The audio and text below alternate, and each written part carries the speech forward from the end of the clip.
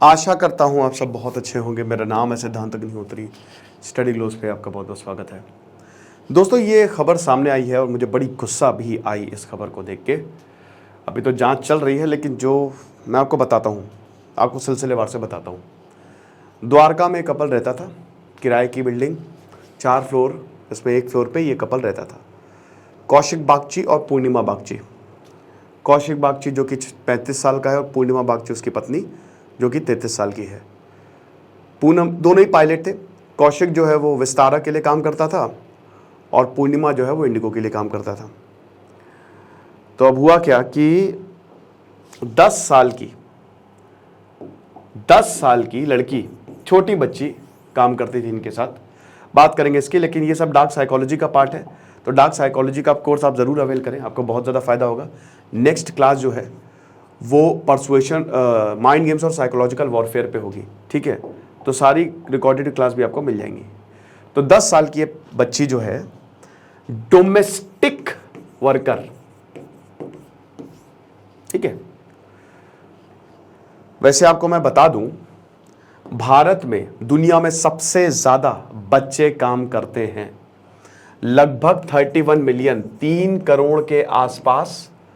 भारत में बहुत सारे एक्ट्स हैं। फैक्ट्री एक्ट 1948 का, माइंस एक्ट 1952 का, CLPR एक्ट, ठीक है, चाइल्ड लेबर प्रोटेक्शन एक्ट, और भी बहुत सारे एक्ट हैं जो साफ साफ ये बोलते हैं कि 14 साल से नीचे बच्चों को अगर आपने काम दिया या काम पे रखा तो आपकी खैर नहीं।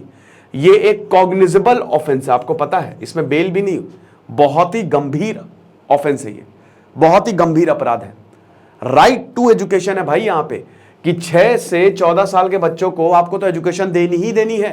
कौन सा अमेंडमेंट हुआ बताओ मुझे कमेंट बॉक्स में, ये हिसाब किताब। तो भारत में लेकिन स्टिल इतने, मतलब आप देख लो, आपके सामने है, आप दुकान में जाके देख लो, रेडी पटरी पे आप जाके देख लो, अनऑर्गेनाइज सेक्टर में देख लो कितने बच्चे काम कर रहे हैं। सबसे ज्यादा बच्चे भारत में 2 करोड़ के करीब डोमेस्टिक लेबर, घर में काम करते हैं, ठीक है। घरों में बच्चों को एम्प्लॉय कर लिया जाता। मत करना, कभी मत करना, ये अपराध है और ये पाप है।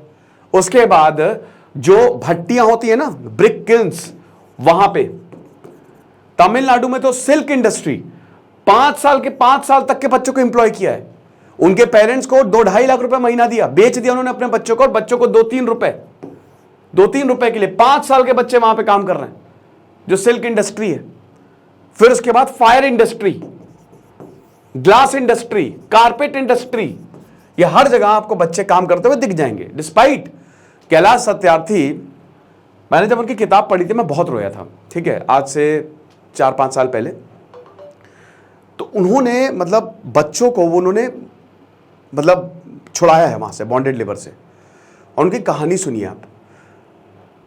अभी उनकी नई किताब है, तुम क्यों नहीं आए, तो तुम पहले क्यों नहीं आए। तो वो उसमें वो बताते हैं कि जब उन्होंने बच्चों को छुड़ाया तो उन्होंने बच्चों को केला दिया। कुछ बच्चों ने केले को पहली बार देखा था कि ये होता कैसे, इसको कैसे छीलते हैं। इंसानियत मतलब एक ऐसी, हम इस दुनिया में एक ऐसी अंधेरी दुनिया, डार्क वर्ल्ड है जिसमें हम रह रहे हैं। अब उसी डार्क वर्ल्ड में क्या है कि एक और केस सामने आया अभी। तो अब देखिए हुआ क्या कि यहाँ पे वही 2 लोग, तो 10 साल की बच्ची उनका काम कर रही थी। इन दोनों का 2 साल का बेटा था। इसकी देखभाल के लिए रिलेटिव ने बोला था कि ये बच्ची है। आमतौर पे आपको पता ही है कि जो काम करते हैं वो भाई थोक में तो मतलब बच्चे पैदा करते ताकि वो काम कर सके, ये होता है कई बार। तो अब हुआ क्या कि बगल में कोई काम करता होगा, इन्हीं की रिलेटिव, तो उन्होंने कहा कि अरे मेरी बेटी है 10 साल की, उसको काम पे लगा लो। तो इन्होंने काम पे लगा लिया। अब उसके बाद क्या हुआ कि जो ये बच्ची काम कर रही थी, इसकी रिलेटिव जो कि 15 साल की है, कजन, ये गुजर रही थी नीचे से। तो इसने देखा कि बालकनी पे ये बच्ची काम कर रही है, और इसने देखा कि जो पूनम बागची है खूब चिल्ला रही है इसके ऊपर, खूब चिल्ला रही है कि तुमने बालकनी सही से क्यों नहीं साफ की, ठीक है। उसके बाद फिर ये जो 15 साल की बच्ची, उसने कहा कि अरे कहां तुम ऊपर हो, तुम नीचे आओ, क्या हुआ, आओ वापस। तो इसने मना कर दिया कि नहीं, मालकिन मारेगी मुझे। तो उसने थोड़ा स्ट्रिक्टली बोला, अरे आओ देखते हैं क्या होता है। तो वो लगे नहीं। तो उसके बाद फिर मालकिन आई और बोला क्या प्रॉब्लम है, ठीक है, मतलब वो उससे बोला 15 साल से, क्या दिक्कत हो रही है तुमको? कहते अरे मेरी कजन है भाई, वो क्या करके रखा हुआ है। अच्छा, इसी से बगल में एक आर्मी ऑफिसर काम कर रहा था, वो भी आ गया, कार अपनी धो रहा था, वो भी आ गया साथ में, तो उसने भी कन्फ्रंट किया।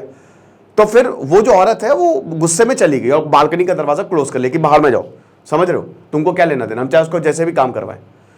अब उसके बाद मामले में कुछ गड़बड़ लगी, दाल में कुछ काला लगा, तो बाकी लोकल्स भी आ गए थे कि ये कुछ गड़बड़ कर रही है, ठीक है।